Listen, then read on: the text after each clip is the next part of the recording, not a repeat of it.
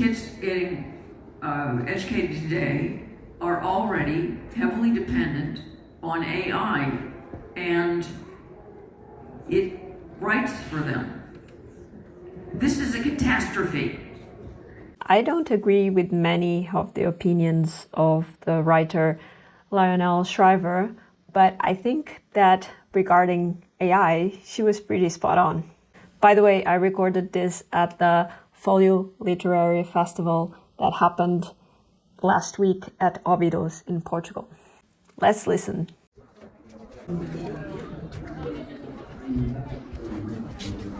Very hard.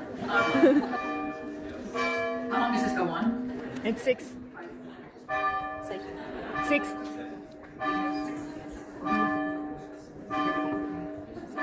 Good. No.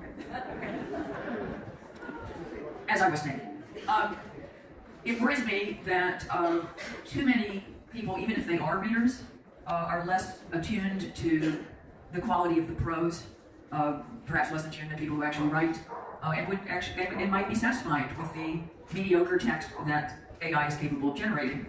And there always have been elements of the formula about even fine literature and adventurous literature. Take a step down, there are certainly formulas that you can identify in genres like crime fiction or romance.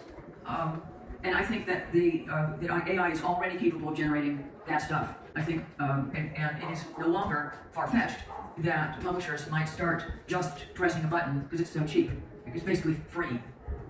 So I'm much more concerned on that account than I used to be. But I'm also concerned on another account, which is even more important, and that is kids getting educated today are already heavily dependent on AI, and it writes for them. This is a catastrophe. If our kids are not learning to write, they're not learning to think. Writing is thinking. Now, it may take the form of words, but putting thoughts into words is thinking. And it demands that you decide what you really want to say.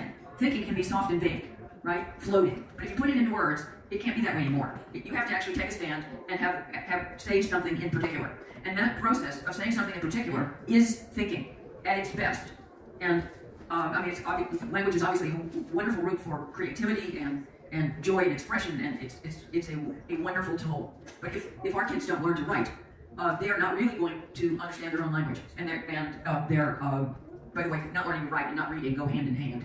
So if you're not reading and you're not writing and you're just saying, "Hi, how are you doing?" We're going to talk about death. That is the death of language, and that really does frighten me.